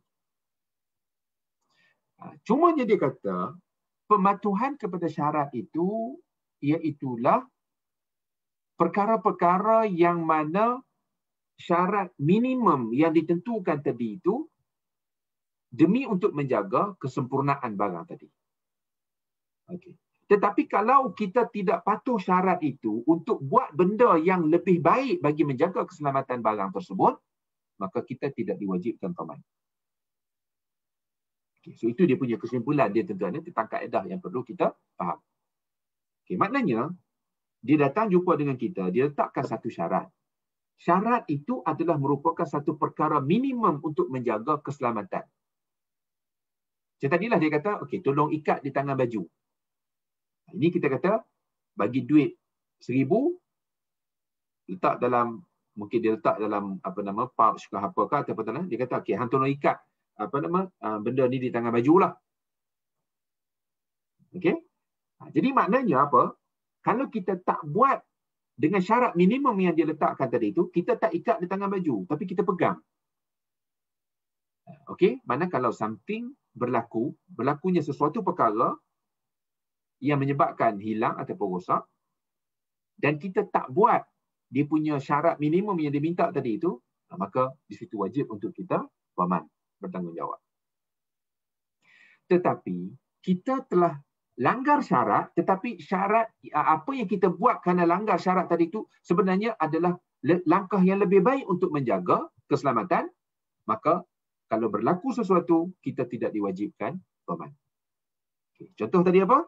Dia suruh ikat di tangan baju, kita tak buat syarat tu. Tapi kita ambil letak dalam poket. Poket ini lebih baik, lebih selamat. Tetapi tetap berlaku juga sesuatu yang kita kata hilang ke ataupun rosak ke. Jadi dia kata pada waktu itu kita tidak diwajibkan dhaman. Tidak diwajibkan untuk bertanggungjawab. Okay, sebab apa? Sebab kita langgar syarat itu dengan membuat sesuatu yang sebenarnya lebih baik daripada syarat yang dia tetapkan untuk menjaga keselamatan barang berkenaan. Ni. So itu tentang satu kaedah yang penting juga. Okay, saya rasa ada soalan tadi. Ya. Okey, konsep orang kampung ni daripada Intan Wong. Okey, baik puan ya. Okey, begini.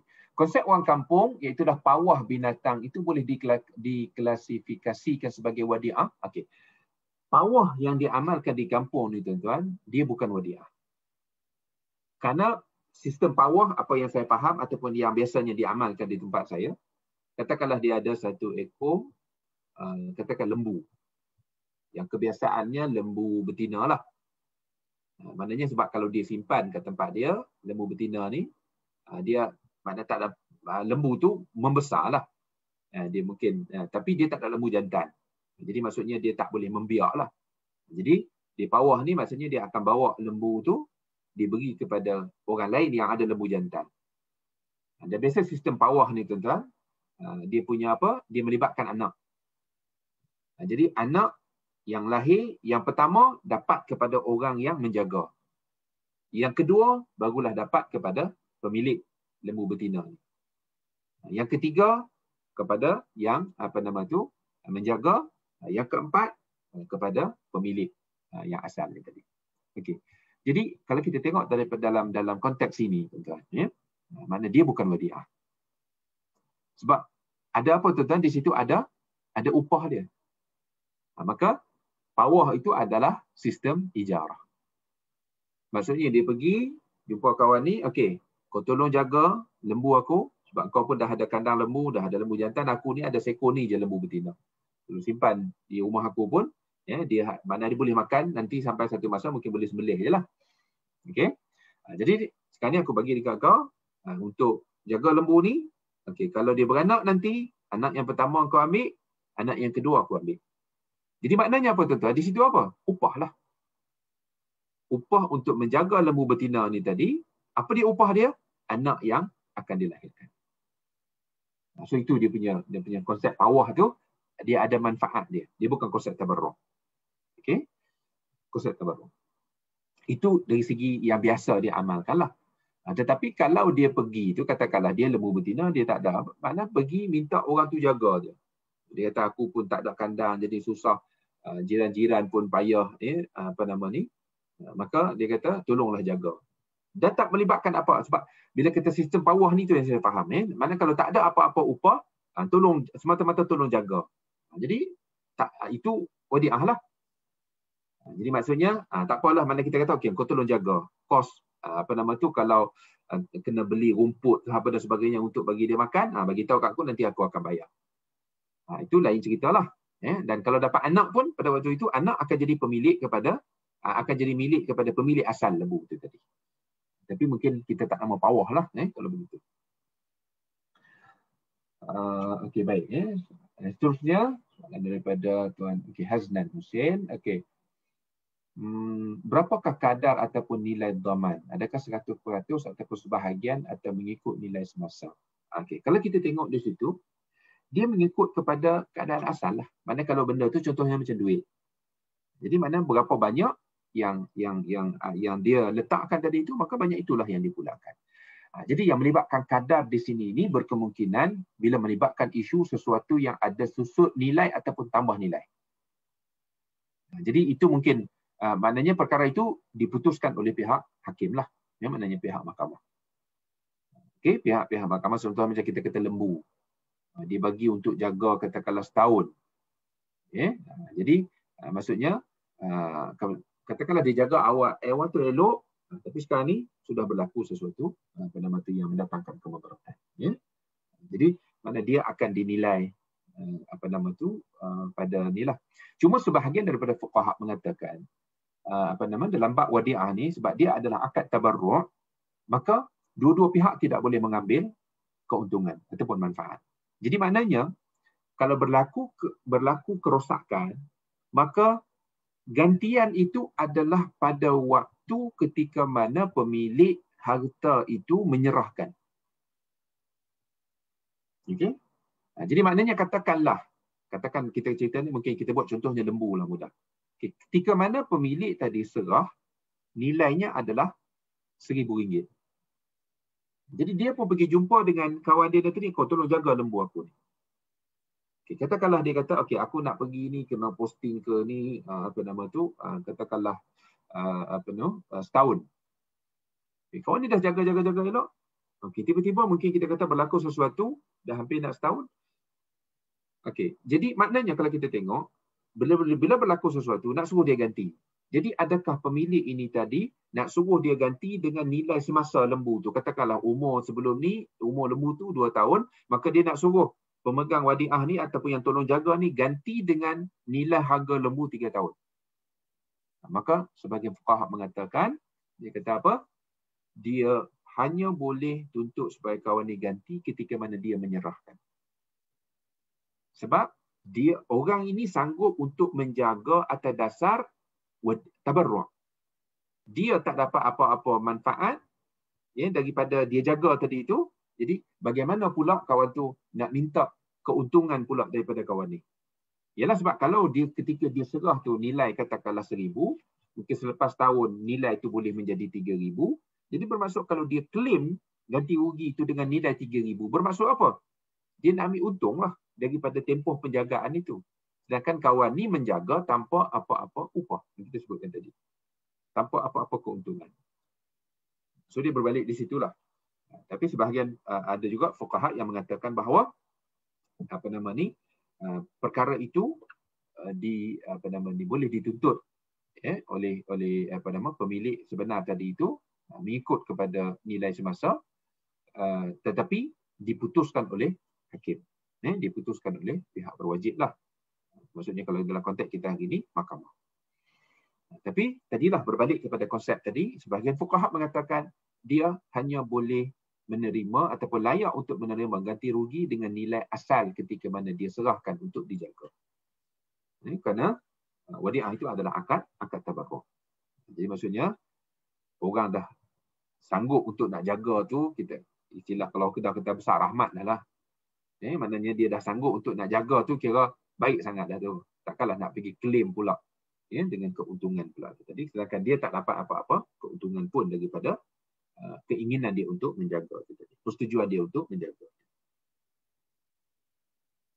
Okey, tuan-tuan ya. Okey, so itu kesimpulan yang kita buat daripada perkara 1110 tadi itu. Mana bermula dengan 1109 lah tentang apabila pemilik harta meletakkan syarat. Okey. Okey, ada soalan baru ni. Okey, kira binatang ternakan itu melahirkan anak, siapa yang berhak penjaga atau tuan punya? Pemilik lah, tuan punya lah. Ya, tuan punya. Sebab dalam isu wadi'ah ini kita kata pemegang wadi'ah hanyalah menjaga. Dia hanya menjaga. Jadi kalau apa berlaku pengurangan ataupun penambahan, itu semua adalah hak milik tuan sebenar ataupun pemilik asal. Okey, maknanya kita katakan kalau dia bertambah milik tuan asal, kalau berkurangan pun tanggungjawab tuan asal. Tapi dengan syarat kekurangan itu tanpa ada kelalaian daripada penjagalah. Okey, katakanlah kita kata lembu ataupun binatang tu jadi kurus. Okey, jadi kurus. Maka bila dia pulangkan balik, contohnya kita kata lembu, ketika mana dia hantar, berat dia 90 kilo, lembu biasa berapa ratus kilo, katakanlah 100 kilo lah. Okey, suruh minta tolong jaga 3 bulan. Okey, dan kawan ni pun okey bersetuju. Dia pun dia kata bagi makan apa semua dia sediakan. Ya, maknanya pemilik tadi sediakan rumput ke atau keperluan lah. Tiba-tiba kawan ni jaga, dia buat seperti mana yang perlu, bawa lembu ni pergi, tapi lembu tu jadi kurus. Okey, lembu tu jadi kurus. Okey, lembu tu jadi kurus. Jadi maknanya bila dipulangkan balik, bermaksud dia kena bertanggungjawab, mana kena terima. Dia tak boleh kata, oh, engkau dulu aku serahkan kau lembu ni 100 kilo, sekarang ni bila dah balik jadi 90 kilo je, dah susut 10 kilo. Maknanya selagi mana pemegang ataupun penjaga tadi telah menjalankan tanggungjawab dia sebaik mungkin, maka dia tidak boleh dipertanggungjawabkan. Maka begitulah juga kalau sekiranya ada penambahan. Okey, ada penambahan. Jadi maknanya kalau kita katakan dia pergi hantar tu bunting, dia sedang bunting. Dia jaga sampai sebulan dia beranak. Maka anak tu tetap menjadi milik kepada pemunya asal lah, tuan punya asal. Ya, okey baik.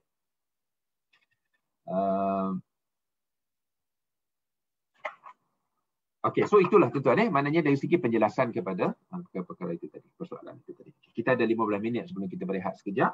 Jadi mungkin saya rasa kita boleh baca satu ataupun dua perkara ni lagi lah, insya-Allah. Saya harapkan kita boleh habis dah kot hari ni tuan-tuan. Target kita 3 jam ni kita nak habiskan. Okey. Okey, sekarang kita pergi kepada perkara 1111. Penyimpanan yang tidak ditentu. Maksudnya dia tak fixkan, tak tentukan penyimpanan itu. Dia kata okey, diberi wang di pekan. Pekan ni maksudnya di pasar lah. Okey. Apa nama tu? Tetapi tidak dinyatakan cara untuk menyimpannya. Okay, kita jumpa dengan pergi pasar, jumpa dengan kawan. Kawan kita pun tengok kita, oh, dia kata aku ada duit cash 10,000 ni. Tapi esok ni aku nak kena outstation 3 bulan. Okey, outstation 3 bulan. Jadi ambillah duit ni, tolong simpan. Jadi maknanya dia kata apa? Diberikan wang itu di pasar, di pekan, tetapi tidak dinyatakan cara untuk menyimpannya. Maka dia kata, yang pertama, jika diikat di tangan bajunya dan dipegang dengan tangannya ataupun disimpan di dalam saku baju, maka tidaklah wajib dhaman. Jadi maksudnya bila dia jumpa tu secara kita katakan kita kata impromptu lah. Maksudnya secara terserempak, oh dia tengok kita, dia pun aku ada duit cash ni, tolonglah simpan. Dia pun tak sebut, tolonglah ikat di tangan. Macam di sini, contoh ni mungkin zaman dulu lah. Dia kata apa? Ikat di tangan baju, ataupun pegang dengan tangan, ataupun disimpan dalam saku baju. Dia tak letakkan tak letakkan apa-apa syarat, ataupun dia tidak menjelaskan tentang secara spesifik macam mana cara nak simpan duit itu. Jadi dia pun, mana kawan tu pun hanya serah, dia pun ambil. Okey, dia pun ambil. Jadi dia kata, bila dia ambil tadi itu, sama ada dia ikat di tangan baju, ataupun dia pegang dengan tangan, ataupun disimpan dalam poket dia, maka dia kata, kalau berlaku sesuatu, maka tidak diwajibkan dhaman ke atas penjaga itu tadi. Maksudnya orang yang memegang wadiah tadi. Sebab pemilik tak sebut apa-apa dan dia pula beri benda itu di pasar. Mana dalam keadaan terbuka macam tu. Jadi dia dah ambil. Sebabnya, okey, bersetuju tu maksud dia ambil lah. Jadi bila dia ambil itu, dia pegang dengan tangan dia. Ataupun dia ikat di tangan baju dia. Ataupun dia masukkan dalam poket dia. Maka itu dianggap sebagai satu cara untuk menerima dan juga menjaga pada waktu itu. Pada waktu diserahkan di pasar. Jika dipegang dengan tangan, tidaklah wajib dhaman apabila dicuri, yakni dirampas. Maksudnya bila kawan tu pula serah dekat dia, dia ambil pegang dengan tangan dia. Tiba-tiba sekejap ada orang ragut contohnya. Maka dia tak wajib dhaman.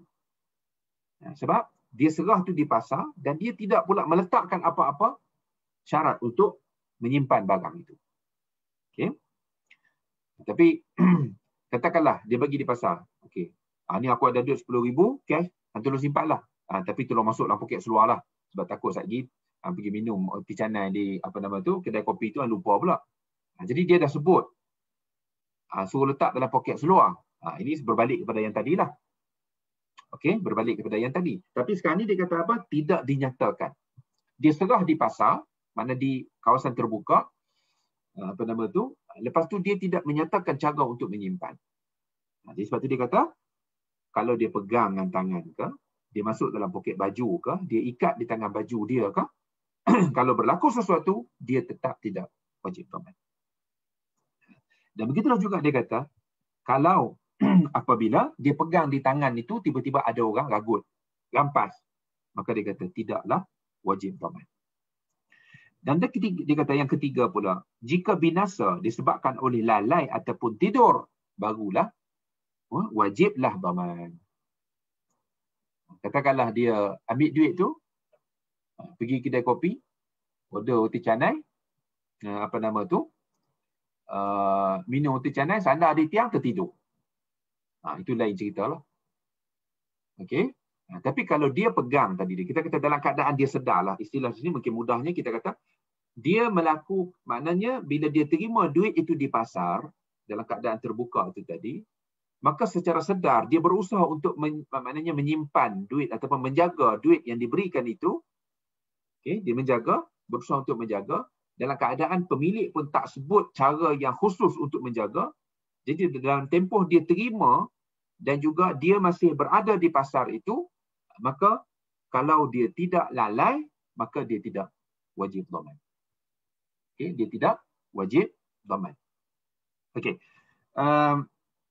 Apa nama tu? Jadi dia kata jika binasa disebabkan oleh lalai, kalau dia lalai. Contohnya kita kata kawan tu dah bagi dekat dia tadi, dia pun ambil pegang. Pegang tak apa lagi. Sebab dia pun tak sebut cara khusus untuk menjaga. Okey, lepas tu ataupun dia masuk ke dalam poket dia. Kemudian pergi, lepas pada keluar daripada pasar, singgah kedai mamak, pergi dia bawa keluar duit tu, seketul, letak atas meja, katakan. Lepas tu pula nak tunjuk kat orang pula. Itu lagilah. Pada masa tu. Jadi maknanya kalau dia lalai, berlaku sesuatu, maka barulah diwajibkan dhaman. Okey, barulah diwajibkan dhaman. Jika disuruh menyimpan di rumah, hendaklah disegerakan menyimpannya, mentakhirkannya tanpa keuzuran, wajiblah dhaman. Okey, sekarang ni tadi dia serahkan di pasar. Okey, diserahkan di pasar. Okey, jadi kawan dia kata, kalau boleh, kita kata okeylah. Kawan dia jumpa dengan kawan dia kata okey, aku ada duit cash 10,000 ni. Aku petang ni nak kena pergi tengok anak sakit ataupun anak nak bersalin. Jadi berkemungkinan aku ni duduk rumah dia sampai dia habis pantang. Lepas ni pula PKP ni bukannya senang nak balik lah apa semua sekali. Jadi aku berkemungkinan duduk rumah dia ni paling kurang pun sebulan ataupun 2 bulan.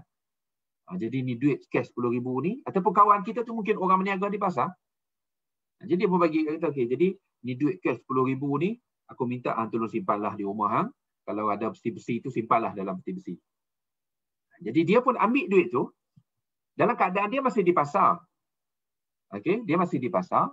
Tetapi dalam keadaan di pasar tadi itu, kawan dia tak sebut tolong masuk dalam poket, simpan, tak ada.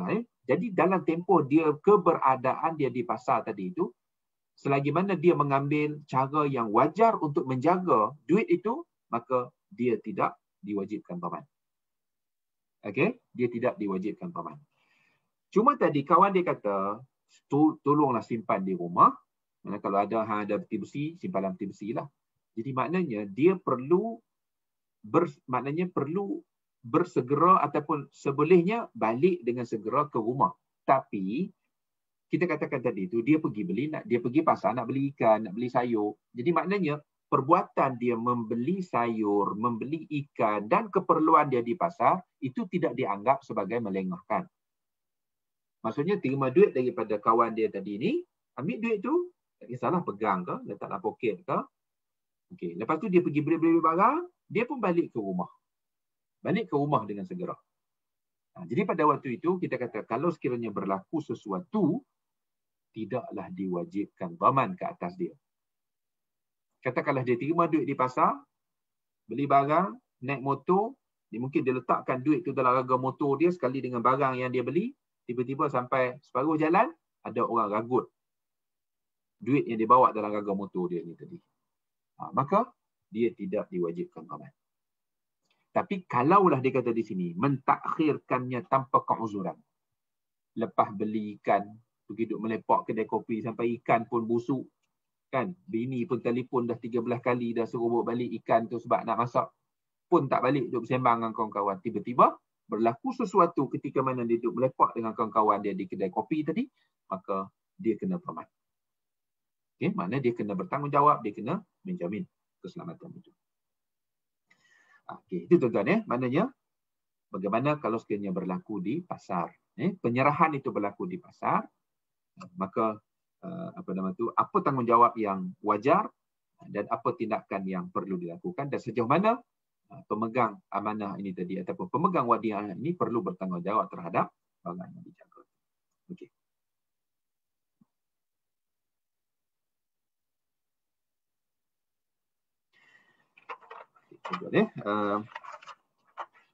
Okey. Kemudian dia kata di sini,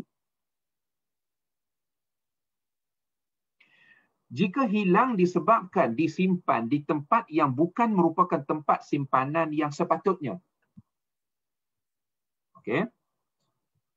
Dia balik rumah dia, dia ambil duit tu, dia pergi simpan di tempat yang tidak sepatutnya. Apa dia tuan-tuan? Kabinet TV contohnya. Kan kabinet TV disimpan dalam kabinet TV. Kecuali lah kalau orang duit banyak ni tu tak ada tempat ni, mungkinlah kabinet TV pun dia simpan lah. Kan kita pernah dengar cerita SPRM dulu pergi Serbu kan. Satu kes tu sebab duit banyak sangat sampai kan buka kabinet TV tu semua jatuh duit. Jadi kawan ni balik katakanlah ambil duit tu pergi simpan dalam kabinet TV. Jadi kabinet TV ni tuan-tuan, dia bukanlah satu tempat yang kita katakan yang sepatutnya untuk nak simpan duit. Okay? Sebab anak cucu kita pun mungkin buka benda tu, mungkin macam-macam benda letak di situ. Jadi itu kita kata apa? Disimpan di tempat simpanan yang tidak yang sepatutnya lah, maknanya yang bukan sepatutnya. Ataupun diberitahukannya, yakni ditunjukkannya kepada pencuri ketika tidak diancam. Okay. Jadi maksudnya kalau dia balik, dia simpan barang itu di tempat yang tak wajar, yang tidak sepatutnya, ataupun dia simpan di satu tempat, tiba-tiba bila pencuri masuk ke dalam rumah dia, pencuri tanya, duit di mana? Dia pun pergi tunjuk. Tanpa diancam. Ketika tidak diancam, ataupun diberitahu kepada orang yang melawan pemiliknya. Okey, orang yang melawan pemiliknya musuh lah. Kita pun kita kata dapat duit 10,000 daripada kawan kita yang berniaga di pasar tadi itu, minta tolong simpan. Balik kita minum kedai kopi. Kita jumpa dengan kawan ataupun dengan seseorang yang memusuhi kawan yang minta kita jaga duit ni tadi. Kita beritahu, oh, dia bagi duit kat aku 10,000 ni suruh aku simpan. Sebab dia nak pergi tengok anak dia bersalin. Jadi dia mungkin 2 bulan duduk sana, sebulan, 2 bulan duduk sana. Jadi dia bagi duit kat aku 10,000 untuk aku jaga. Sedangkan kita tahu, orang ni adalah musuh kepada dia. Okey. Jadi dia kata ketika tidak, ataupun diberitahu kepada orang yang melawan pemiliknya dan tamak ia untuk mengambilnya. Dan kita tahu bahawa orang itu maknanya orang yang tak baik lah. Kita tahu. Maknanya bila kita cerita tu mendedahkan kepada risiko. Maka wajib dhaman. Kerana dikira lalai. Jadi maksudnya apa tuan-tuan? Dalam perkara 113 ni, lalai ni, dia kata yang pertama apa? Kita simpan di tempat yang tidak sepatutnya. Katakanlah bungkusan duit 10,000, balik daripada pasar tu, kita letak atas dining table. Kita pun letak sayur-sayur apa semua sekali, ikan hak kita beli tu. Lepas tu kita pun letak bungkus duit 10,000 tu letak situ sekali. Kita pun keluar pergi ke kebun, belakang rumah dan sebagainya. Okay? Jadi maksudnya, itu dianggap sebagai satu bentuk atau satu contoh bentuk kelalaian. Kita tidak simpan di tempat yang sepatutnya. Yang kedua, kita simpan di tempat yang patut, tetapi bila masuk pencuri tak ugut apa pun. Pencuri tanya, duit di mana? Dia pun terus bagi tahu, okey, duit dia ada tu, itu kawan dia punya, dia kata tu. Kawan tu pun pergi ambil. Ini tanpa ugutan ni tuan-tuan, maksudnya tanpa ancaman. Maka itu juga dianggap sebagai lalai. Okay. Yang ketiga, iaitulah apa tadi? Pergi bercerita Okey, yang ketiga ni pergi bercerita kepada musuh kepada pemilik barang yang diwadiahkan ni tadi. Mana pemilik barang itu. Dia pergi cerita. Sedangkan orang tu adalah orang yang memusuhi dan juga orang yang ada tamak. Mana ada sifat tamak dia. Maka dia kata ini 3 contoh bentuk kelalaian. Ya, yang dikira sebagai lalai, maka wajib dhaman. Ya, wajib dhaman. Okey. Ada persoalan di sini. Saya rasa ada satu soalan. Okey, dhaman ini perlukan hitam putih. Okey, dari segi hukum dia tidak perlu kepada hitam putih. Tapi cumanya dari segi prosedur perundangan kita pada hari ini memang diperlu kepada hitam putih lah. Tapi cuma di sini tuan-tuan, dari segi apa? Dhaman ini maksudnya tuntutan yang akan, okey, dia pertama kefahaman tentang hukum antara dua pihak yang terlibat. Maksudnya pemilik dengan pemegang wadiah. Okey. Pemegang wadiah ni kalau dia faham hukum, maka dia akan ada rasa bertanggungjawab untuk menggantikan. Mana katanya kalau sebab apa tuan-tuan? Sebab bila dia faham hukum ni maksudnya dia tahu benda ni hilang kerana kelalaian dia. Okey, hilang kerana kelalaian dia. Okey, jadi maknanya dia sendiri tahu hukum tu, maka dia akan mengambil tindakan yang sepatutnya. Itu satu hal. Jadi seperti bila kita belajar ni, maknanya apa tuan-tuan? Kita menjadi orang yang bertanggungjawab lah. Bila kita diberikan amanah oleh seseorang untuk menjaga barang dia, maksudnya kalaulah memang betul kelalaian itu berpunca daripada kita, maka kita perlu bertanggungjawab. Walaupun tanpa walaupun tanpa kita kata walaupun tanpa dibawa ke mahkamah dan sebagainya. Jadi kita sedar apa tanggungjawab kita. Itu satu hal. Jadi maksudnya kita tahu bahawa dhaman ataupun jaminan itu ke atas kita. Okay, kemudian yang kedua pula ialah maksudnya bila kita faham hukum ini, maksudnya sebagai pemilik, maka kalaulah kita kata perkara ini timbul. Cuma isunya kita sekarang ni tuan-tuan. Isu-isu yang berkait dengan pengurusan harta yang begini, dia tidak diuruskan oleh mahkamah syariah lah. Okey, dia tidak diuruskan oleh mahkamah syariah. Itu masalah dia. Kerana dia diuruskan oleh mahkamah sivil. Jadi maknanya dari segi isu ini, bila kita faham tentang benda yang begini, yang dikatakan dhaman ini perlu hitam putih ataupun tidak, dia begini. Maknanya kalau timbul pertikaian, pemilik harta ini tadi mengatakan bahawa harta dia hilang ataupun rosak disebabkan oleh kelalaian pemegang wadiah, maka apa yang dia perlu buat ialah di mahkamah, dia perlu membuktikan kelalaian pemegang wadiah tadi yang mana kalau terbukti lalai, maka pada ketika itulah dia perlu bertanggungjawab. Jadi maknanya perlukan hitam putih ataupun tidak, dhaman ini maknanya satu hak. Jadi tak semestinya kita kata benda itu mesti bertulis. Jadi cumanya di sini dalam isunya ialah persetujuan untuk menjaga, itulah yang mungkin saya rasa soalan daripada Puan Intan di sini. Ya. Maknanya persetujuan untuk menjaga itu perlu kepada hitam putih ataupun tidak. Sebab dia adalah satu kontrak, satu akad. Ya, akad untuk meminta satu pihak menjaga dan satu pihak itu pula bersetuju untuk menerima. Okey, untuk menerima. Okey. Jadi maknanya kalau kita lihat di sini dhaman itu dia tidak perlu hitam putih. Tetapi dia diputuskan ya, sama ada pemegang wadiah ni tadi perlu bertanggungjawab ataupun tidak. Jadi membuat keputusan itu, yang pertama, kalau faham hukum, pemegang amanah itu sendiri, pemegang wadiah itu sendiri, okay, yang akan melaksanakan tanggungjawab dia. Okay, sebab dia faham hukum. Okay, memang masalah ni berlaku kerana aku lalai. Okay, jadi mana dia akan bertindak secara wajar lah, maksudnya menggantikan. Okay. Satu, kita kata itu satu perkara lah. Ataupun yang keduanya ialah dhaman itu akan diputuskan oleh mahkamah lah, oleh pihak berwajib. Tapi cuma dalam konteks kita di Malaysia hari ini, macam saya sebutkan tadilah, kerana urusan harta ini, tuntutan sivil ini dikendalikan oleh mahkamah sivil, bukan oleh mahkamah syariah. Jadi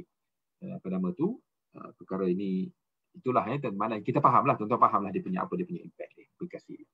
Okey, baik, ada satu soalan daripada Tuan Haznan. Okey, adakah fungsi PIDM? Ya, PIDM ni kita tahulah dia adalah agensi di bawah Bank Negara. Tetapi adakah fungsi PIDM itu adalah satu konsep dhaman? Dia kalau kita tengok dhaman ini, dia apa yang dibuatnya ialah sebenarnya bank bank yang bertanggungjawab. Sebab PIDM ni tuan-tuan, bank akan membayar. Tapi ialah PIDM ni sebenarnya, kalau saya tak pastilah setakat ni, tapi apa yang saya faham dan berdasarkan kepada soalan-soalan yang saya tanya kepada pihak-pihak yang berkenaan lah, dia masih lagi dalam konsep konvensional.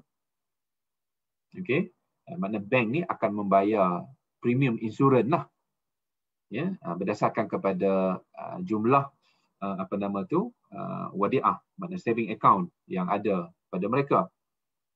Okay, jadi dia adalah total, adalah dia punya perkiraan dia, mana bank ni kena bayar dia punya premium insurans kepada PIDM ni untuk menjamin duit yang didepositkan, ya, di dalam setiap bank-bank yang berlesen di Malaysia. Jadi maksudnya kalau kita kata anggap begitu, ialah dia of course dia inilah, ya, tak comply dengan syariah lah, ya. Itu satu isu lah kalau dia buat tu, makna model yang dia buat tu adalah secara conventional insurance. Dan saya difahamkan pula premium yang dibayar itu juga adalah premium yang dibayar tu pula dia berdasarkan kepada rating bank. Rating bank ni sebab di Malaysia ni setiap bank-bank yang beroperasi ini dia ada penilaian tahunan yang dibuat oleh pihak bank negara dari segi sejauh mana mereka ini menjaga dari segi risiko dan sebagainya. Jadi rating itulah yang akan menentukan sama ada deposit daripada bank kepada PIDM ini tinggi ataupun rendah. Dan pula yang akan membayar, maknanya dalam konsep PIDM ini yang akan membayar ganti kepada pemegang akaun ni adalah PIDM, bukan bank. Sedangkan konsep kita bincang ini, wadiah ini, jaminan itu akan diberikan oleh penjaga. Jadi maksudnya yang akan menggantikan semula sekiranya berlaku sesuatu terhadap simpanan itu adalah bank itu sendirilah. Kalau konsep wadiah itu maksudnya pemegang wadiah itu sendiri yang akan membayar jaminan. Maknanya yang akan memberikan jaminan, menjamin. Sebab kita di Malaysia ni, yang saya faham, kita hanya ada 2 institusi bank yang berkait dengan kerajaan saja, ya, yang diberikan jaminan penuh. Kalau something happen, maksudnya kita akan dipulangkan sepenuhnya simpanan kita, iaitulah Bank Simpanan Nasional dan juga tabung haji. Ya, dan juga tabung haji. Dan kemudian PMP itu dia bukan under Bank Negara lah, sebab dia adalah bawah SC. Jadi 2 itu saja yang kita faham, bahawa kalau berlaku sesuatu kepada simpanan, maka bank akan menggantikan semula. Tapi kita fahamlah BSN tu sebab itu government kerajaan punya. Tapi dalam konsep PIDM ini kita kata dia berbeza dengan konsep, sebab PIDM ini adalah satu institusi luar daripada bank yang menerima deposit. Cumanya bank membayar premium insurans untuk melindungi akaun-akaun, dia ada certain account saja yang dilindungi oleh PIDM ni, ya. Akaun simpanan asas dan sebagainya lah. Tapi macam akaun pelaburan, akaun yang semua dia dia tidak menjamin, ya. Jadi di situlah saya rasa ada sedikit perbezaan, ya. apa nama konsep wadiah yang kita bincang ni dengan apa yang dipraktikkan melalui model PIDM itu. Jadi sikit berbeza lah sebab dia macam third party pula yang kalau dalam PIDM ni third party yang menanggung, yang menjamin itu. Tapi dalam yang kita bincang di sini, pemegang wadiah itu sendiri yang menanggung. Okey, saya rasa tuan-tuan kita berhenti untuk rehat ya. Sepatutnya 10.30, kita dah lewat 9 minit 10 minit ni, jadi tak apalah tuan-tuan. Kita mula pukul pukul 11 10 minit lah. Ya, saya bagi hak tuan-tuan ya, setengah jam untuk berehat. Tuan-tuan nak minum kopi dulu ke apa ke. Ya, jadi pukul 11 10 minit insya-Allah kita sambung balik. Boleh ya tuan-tuan?